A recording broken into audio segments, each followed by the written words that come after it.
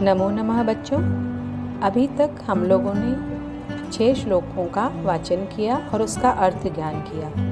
आइए अब आगे चलते हैं व्यायामः सर्वदा पथ्य पाठ के 7वें श्लोक की ओर।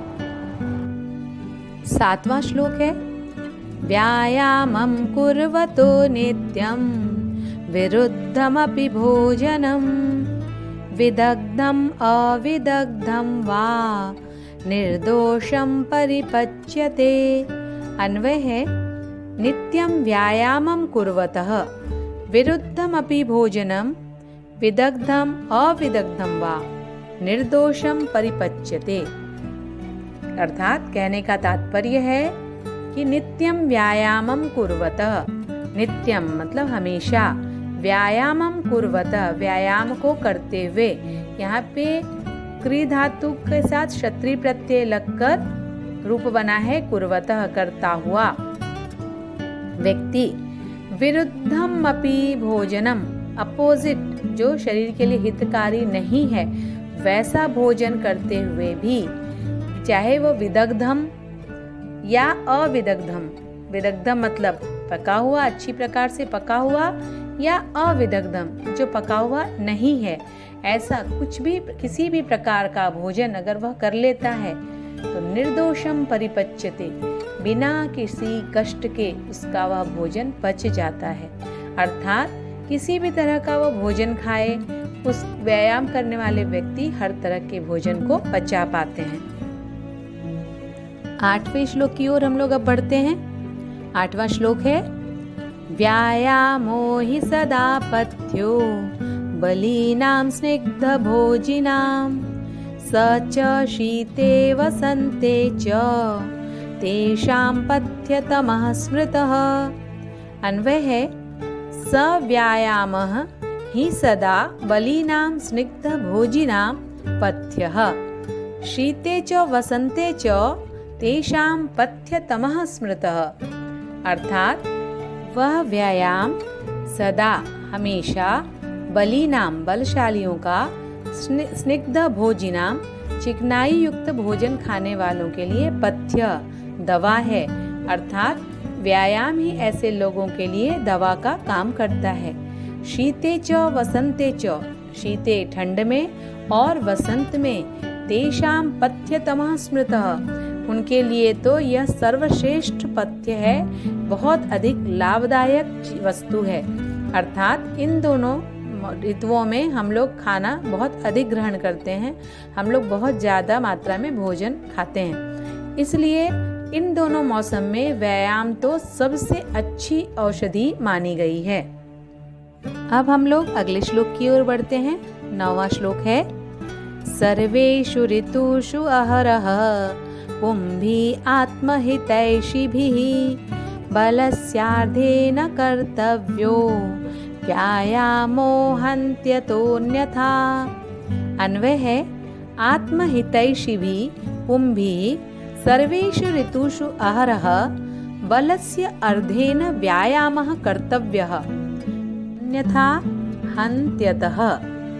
कहने का तात्पर्य है कि आत्महितैषी भी अपना भला चाहने वाले पुंभी पुरुषों के द्वारा सर्वेषु ऋतुषु सभी ऋतुओं में, हर मौसम में, अहरह रात दिन, बलस्य अर्धेन शरीर के ताकत के आधे बल से, जितनी शक्ति है हमारे अंदर उसके आधे बल से व्यायामः कर्तव्यः व्यायाम करना चाहिए, अन्यथा नहीं तो हन्त्यतः हानिकारक हो जाता है। कहने का तात्पर्य कि हमको हमारे शरीर में जितनी शक्ति है बच्चों, उस शक्ति को जानते हुए हमें उसके आधे बल से ही हमें व्यायाम करना चाहिए, नहीं तो अत्यधिक व्यायाम करना हमारे शरीर के लिए हानिकारक हो जाता है।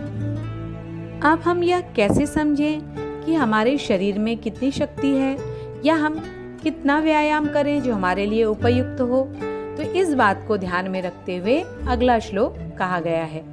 10वां श्लोक है हृदि स्थान स्थितो वायुः यदा वक्त्रं प्रपद्यते व्यायामं कुर्वतो जन्तोः तद्बलार्धस्य लक्षणम्। इस बात को स्पष्ट करते हुए कि हमें कितना ताकत से व्यायाम करना चाहिए या हमारे शरीर का आधा बल क्या है, इसको पहचानने के लिए लक्षण बताया गया है। अन्वय कहता है कि यदा हृदय स्थान स्थितः वायुः वक्त्रं प्रपद्यते व्यायामं कुर्वतः जन्तोः तद बलार्धस्य लक्षणम। यदा जब हृदय स्थान स्थितः हृदय स्थान में स्थित वायु श्वास वक्त्रम प्रपद्यते मुख तक पहुंच जाती है, यानी मुख से बाहर सांस निकलने लगती है, तो व्यायामम कुर्वतः जंतो, तो व्यायाम करते हुए जीवों का तद अर्ध बलस्य लक्षणम, उसको आधे बल का लक्षण समझना चाहिए। अब हम अपने पाठ के अंतिम श्लोक की ओर पहुंच गए हैं बच्चों। अंतिम श्लोक बताता है कि हमें कब कब व्यायाम करना चाहिए और कब व्यायाम नहीं करना चाहिए। तो उसके लिए दिशा निर्देश किया है कवि ने। कवि कहते हैं वयो बल शरीराणि देश कालाशनानि च समीक्ष्य कुर्यात् व्यायामम् अन्यथा रोगमवाप्नुयात्। अन्वय देखते हैं कि वयः बल शरीराणि देश काल अशनानि च व्यायामं समीक्ष्य कुर्यात् अन्यथा रोगम आपनुयात्।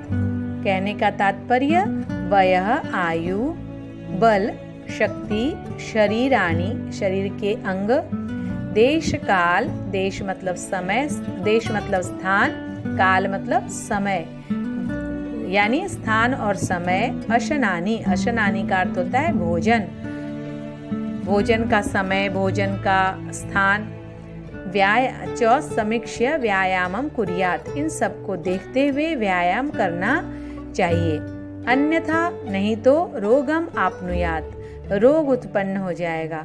अर्थात व्यायाम करने के पहले यह भली भांति चिंतन कर लेना चाहिए, यह व्यायाम हमारे उम्र के अनुकूल है या नहीं, हमारे शक्ति के अनुकूल है या नहीं, सही स्थान है या नहीं इस व्यायाम को करने के लिए, या सही समय है या नहीं, क्या हमने अभी भोजन तो नहीं कर लिया है, या भोजन के तुरंत बाद भी व्यायाम करना नहीं चाहिए। इन सब बातों को देखने के बाद ही हमें व्यायाम करना चाहिए, नहीं तो हम रोग को प्राप्त होते हैं। इस तरह आपने देखा बच्चों कि कैसे व्यायाम करना चाहिए, व्यायाम से क्या क्या लाभ है और व्यायाम करने के क्या तरीके हैं और हमें कब व्यायाम करना चाहिए और कब नहीं।